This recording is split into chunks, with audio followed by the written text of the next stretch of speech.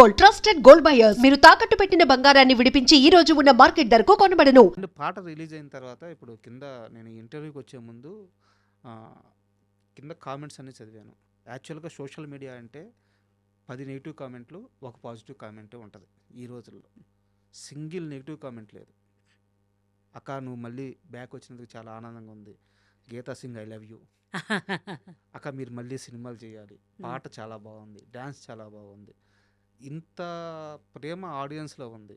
But cinema ఛాన్సులు ఎందుకు ఆగిపోయినాయి?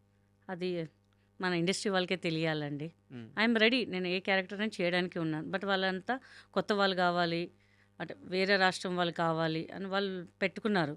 సో నాకైతే మన వాళ్ళు ఎక్కడ పోయినా అరే ఈ క్యారెక్టర్ మీరు సూట్ అయ్యేవాళ్ళు కదా, మిమ్మల్ని ఎందుకు పెట్టలేదు మ్మ్. అని చెప్పారు. కొంతమంది డైరెక్టర్స్ కూడా నేను డైరెక్ట్గా అడిగాను, మ్మ్. వాళ్ళ పేర్లు ఎందుకులేండి, బట్ అడిగా లేదండి కొంచెం వేరే ప్రెషర్ వల్ల మ్మ్. లేకపోతే వేరే రికమెండేషన్ వల్ల అలా అని చెప్పారనమాట. మ్మ్. అదేంటండి ఇక్కడ ఉన్న వాళ్ళని ఎంకరేజ్ చేయాలి, కానీ మీరు ఇక్కడ అబ్జర్వ్ చేయండి, వేరే రాష్ట్రాల నుంచి మన వాళ్ళు వచ్చి ఇక్కడ బతుకుతారండి. మన దగ్గర నుంచి వాళ్ళు ఎక్కడ ఎవరు బతకరు అక్కడ, వాళ్ళు అట్లా ఎంకరేజ్ చేయరు. బట్ మన తెలుగు ఫిలిం ఇండస్ట్రీ అంటే ఎవరు వచ్చినా ఆదరిస్తారండి. మ్మ్.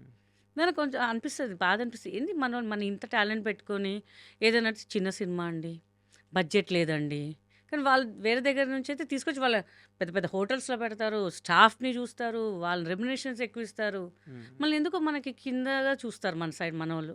అది కొంచెం బాధ అనిపిస్తుంటుంది. ఇంకా గీతా సింగ్ రెమ్యునరేషన్ ఏమైనా చాలా ఎక్కువ? అస్సలు లేదు, బయట దాని మీద చాలా తక్కువ. మ్మ్. చాలా నేను రీజనబుల్గా తీసుకుంటాను. ప్రొడ్యూసర్స్కి ఎక్కడ ఇబ్బంది పెట్టాను నేను. ఇంకా మీరు 7 అంటే నేను 6కి వెళ్ళి కూర్చుంటాను. అంత పంచువాలిటీ మెయింటైన్ చేస్తాను నేనైతే. మ్మ్. ఈ ఇంటర్వ్యూ వచ్చే ముందు కూడా సార్ ఒక టైం చెప్పారు, దానికన్నా ముందు వస్తానండి.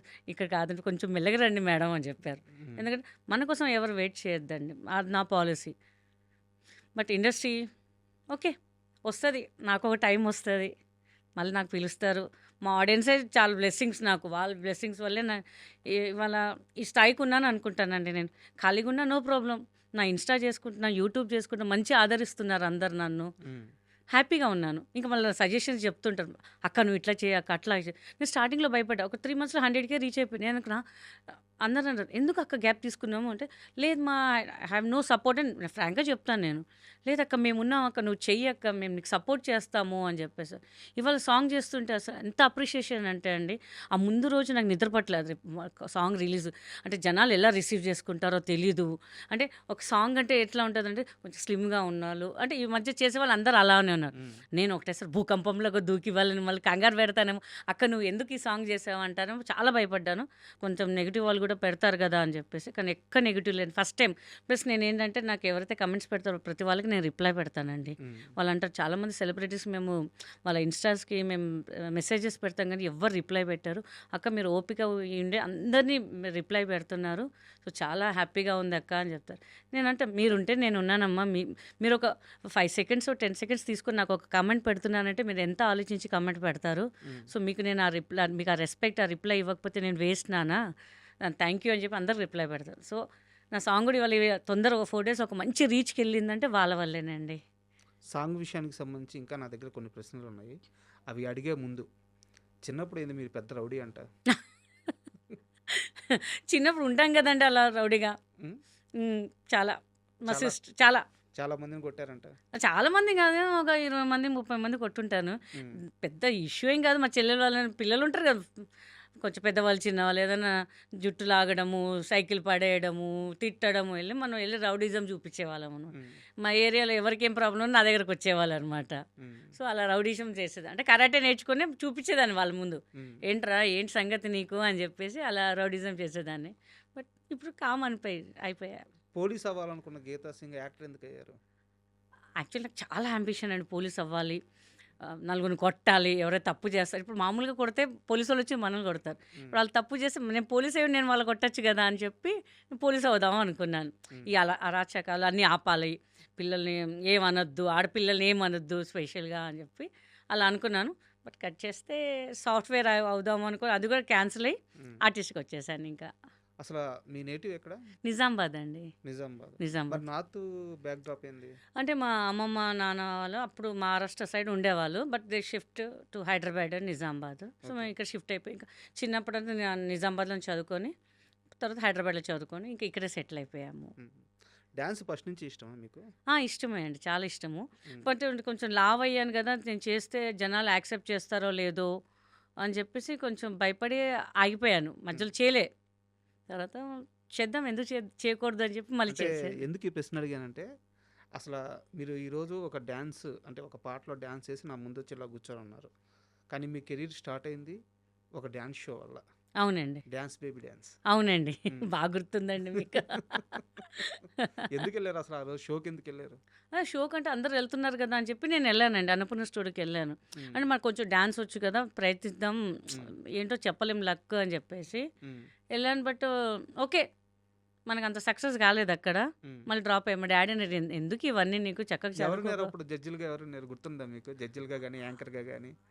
ఆలిక్ గారు ఉన్నారో గుర్తులేదు. నాకు గుర్తులేదండి. గుర్తులేదు. లాంగ్ బ్యాక్ ఆ! గుర్తులేదు హ్మ్. అసలు. ఎంత వయసప్పుడు?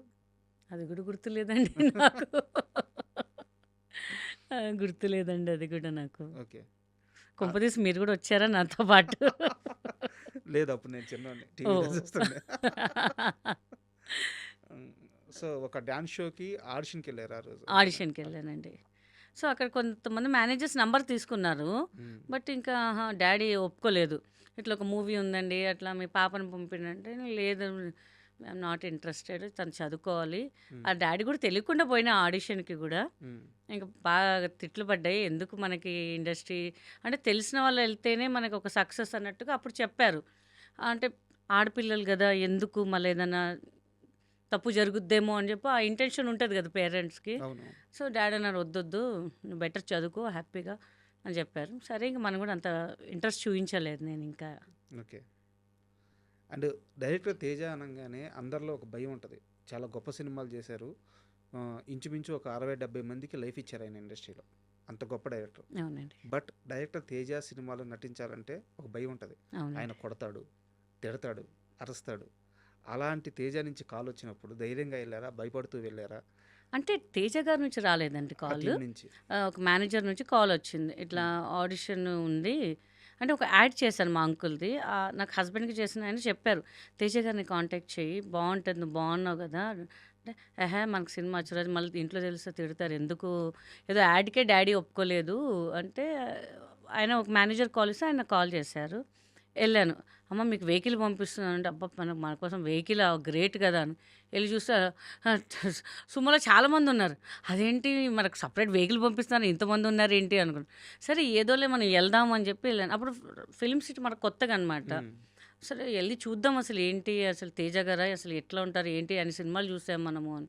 ఎళ్ళేసరికి నేను ఎళ్ళేసి ఇంకా చాలామంది ఉన్నారండి. అరౌండ్ 800, 900 మెంబర్స్ ఉన్నారు. నేను చూసి షాక్ అయ్యా. మనకింక కష్టంలే ఇంకా అని చెప్పి నేను డ్రాప్ అయ్యాను మాక్సిమం. అలా ఆడిషన్ చేస్తున్నారు. నన్ను చేశారు. మీ అమ్మాయిని పక్కన పెట్టండి. అలా అమ్మాయి ఒక 10 మందిని పక్కన పెట్టి దాంట్లో ఫైనల్ చేసి నాకు ఇంకో అమ్మాయిని ఫైనల్ చేశారు. మనమిద్దరం ఇంతమందిలో నేను ఎట్లా వచ్చాను ఫైనల్ అనుకున్నాను. బట్ అట్లా చూసి నువ్వు అమ్మ ఫైనల్ అని నేను షాక్. మా ఇంట్లో కాల్ చేశాను. 'తేజ గారు నన్ను సెలెక్ట్ చేశారు' అది ఇది అని. ఎవరు నమ్మలే. చాలు శృతి చెప్పింది ఇంటికొచ్చేసేయి తొందరగా అని చెప్తే, లేదు చెప్పారు ఇక్కడే 1 మంత్ ఉండాలి. ఒప్పుకోము మేము అస్సలు ఒప్పుకోమన్నారు. లేదు నేను అసలు నేను షూట్ ఎళ్ళే వరకు కూడా ఎవరికి నమ్మకం లేదు ఇంకా. హ్మ్. నాకు ఇంకా ప్లస్ ఏంటంటే 70% ఆఫ్ మూవీ అయిపోయింది 'జై'. నా చేసే క్యారెక్టర్ ఆమె చేసింది కానీ రష్ చూసి తేజ గారికి నచ్చలేదు. తర్వాత నెక్స్ట్ డే మార్నింగ్ ఎళ్ళాము. షూట్ జరుగుతుంది. వేణుకి నేను చేయి కొరికి క్లాస్ రూమ్‌లో సీన్ అనమాట. నాకు యాక్టింగ్ రాదు. అసలు ఏం తెలీదు. వేణుకి కూడా అదే తొలి సినిమా కదా! తొలి సినిమా అదే. హ్మ్. ఆయన ఆల్రెడీ సీన్స్ అన్నీ చేశారు. బట్ ఆ సీన్ ఏంటంటే ఆయన చేయి కొరికి చెయ్యాలి కామెడీలా. ఆయన చెప్పారు కొరియోడేటర్ అమ్మ నువ్వు వెళ్ళి చేయి కొరకాలి అయింది ఇట్లా ఆయన పట్టుకుంటాడు అనగా. నిజంగా నాకు తెలియదు చేయి కొరకంటే యాక్టింగ్ అనే సంగతి తెలియదు. వెళ్ళి గట్టిగా కొరికా వేణుని. నిజంగా చేపడి గుంజాడు. నెత్తిని చేపెట్టి గుంజాడనమాట. ఆయన గట్టిగా పట్టుకున్నాయి. నాకు తెలిసి ఇప్పుడు కూడా ఉంటదేమో వేణుకి నా చేయి కొరికినది ఇంకా మార్క్స్. ఆ సీను కత్తితో పేక కోసే సీన్ కాదు. ఇంకా నిజంగానే కీర్తి కోసేసి శేషులు అయిపోయారు. కానీ అప్పుడు తేజ గారు ఒకటే నవ్వారనమాట. బాగా హ్మ్. చేశారు. అక్కడ ప్రొడక్షన్ మేనేజర్ వాళ్ళ సార్ వచ్చి బాగా చేసాం. ఆయన అసలు చాలా రష్ చూసి టెన్షన్ పడిపోయారు సార్ సినిమా ఏమైపోద్దో అని. హ్మ్. కానీ బాగా చేసావమ్మా అని చెప్పి.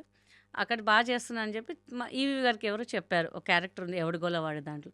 ఆయన అప్పుడే నేను ఇంటికెళ్ళాను. ఆయన సార్ ఫిల్మ్ సిటీ వచ్చారు.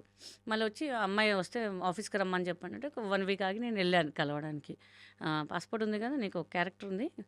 అదేది రాజేష్కి పెళ్లి కూతురు నేను భయపడి పారిపోతాడు అని. ఉమ్. నాకు అప్పుడు ఏం అర్థం కాదు, ఏదో చెప్తున్నారు కదా, బ్యాంకాక్ కదా అని ఆ ఊపులో ఉన్నాను అంతే. ఇంకా సో బాగా చేసావు అని చెప్పి అలా కంటిన్యూ అయిపోయాను సార్ మూవీస్లో. ఇంకా కితకితలకు వెళ్ళే ముందు మళ్ళీ మనం ఒకసారి సాంగ్ విషయానికి వద్దాము. యా ఇది చాలా చిన్న టీంతో, అంటే జీవితం అంతా కష్టపడి, నాకు ఇప్పుడు మీరు చెప్తున్న మనుషులు, మీరు ఇంచుమించు 21 సంవత్సరాల కెరీరు, 22 సంవత్సరాల కెరీరు, ఇప్పుడు మీరు చెప్తున్న మీ డైరెక్టర్ కానీ, మీ స్టైలిస్టులు కానీ, లేకుంటే మీ టీం కానీ, అందరూ 2-3 దశాబ్దాల నుంచి కష్టపడుతూ ఇండస్ట్రీలో ఉంటూ తిని తినక లైఫ్ ఇక్కడే ఎతుక్కునే మనుషులు మీరు అందరూ కలిసి, అంటే మీరైతే స్టార్ కావచ్చు కానీ ఈ సాంగ్ చేసిన మీ చుట్టూ ఉండే వాళ్ళందరూ చాలా చిన్న మనుషులు. అవునండి.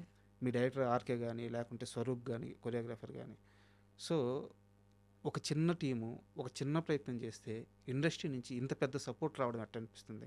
ఎందుకంటే నాగబాబు గారు, జేడీ చక్రవర్తి గారు, శేఖర్ మాస్టరు, ఇంతమంది, గెటప్ సీను, బర్నీ గారు, బర్నీ గారు, ఇంతమంది సపోర్ట్ చేస్తూ సాంగ్ రఘు మాస్టర్ కూడా సపోర్ట్ చేశారు. సో ఎలా అనిపిస్తుంది ఇండస్ట్రీ నుంచి ఇంత పెద్ద సపోర్ట్ రావడం? చాలా చాలా హ్యాపీగా ఉందండి. బికాస్ ఆర్కే నాగబాబు గారి దగ్గర చేస్తాను, అది వేరే విషయం. జనరల్గా ఎవరైనా స్టాఫ్గా చేస్తారు, బట్ ఈయనంటే ఆయనకి చాలా అభిమానం ఎక్కువ. అయితే ఈయన చెప్పారు, సార్ ఇట్లా సాంగ్స్ అవునా, అయితే ఆడియో లాంచ్ చేద్దాం మళ్ళీ మనం అని చెప్పేసి వెంటనే ఒప్పుకున్నారనమాట. చూసి అంటే జనరల్గా ఓకే వయ్యా అన్నారు, కానీ చాలా బాగా చేసావయ్యా నువ్వు అని చెప్పి మెచ్చుకున్నారనమాట. అది నాటే జోక్ అండి. నాకు కూడా చెప్పారు బాగా చేసావు అని. నాకు ఇంకేం అర్థం కాలేదు ఇంకా అసలు. ఎందుకంటే మేము అందరం కష్టపడదాం, రిజల్ట్ తర్వాత ఫస్ట్ మనం ఒకటి చేద్దాం, ఏదైతే అదేంది. ఆర్కే ఏముందని మాట డబ్బులు పోతాయండి పర్లేదు, మన కాన్ఫిడెన్స్ మాత్రం వదలొద్దు. మేము కానీ రత్న కానీ జిలాని కానీ మేము అందరం అనమాట, ఏదైతే అదండి చేసేద్దాం. స్వరూప్ కానీ అనిత కానీ మా కెమెరామెన్ ఆయన పాపం ఆయన కూడా సపోర్ట్ చేశారు మాకు చాలా. అంటే ఒక చిన్న ప్రయత్నంగా చేద్దాము, చేసి చూపిద్దాం. కాన్ఫిడెంట్ ఉంది లోపల, ఎవరికి వాళ్ళకు ఉంది. నా పాయింట్ ఆఫ్ వ్యూ నేనున్నాను, వాళ్ళ పాయింట్ అంటే బయట చేద్దాం లోపల చేస్తే దీని అమ్మ హిట్ కొట్టాల అని ఫుల్ కాన్ఫిడెంట్. కొరియోగ్రాఫర్స్ కానీ మేము కానీ ఆర్కే కానీ అందరం అనుకున్నాం, ఆ హిట్ కొట్టామండి, కష్టపడ్డాము. అది ఎప్పుడో మా వాడు అంటారు, ఎప్పుడో చేయాల్సి, ఎప్పుడో దేనికైనా రాసి పెట్టుంటే ఒక టైం అనేది వస్తుంది.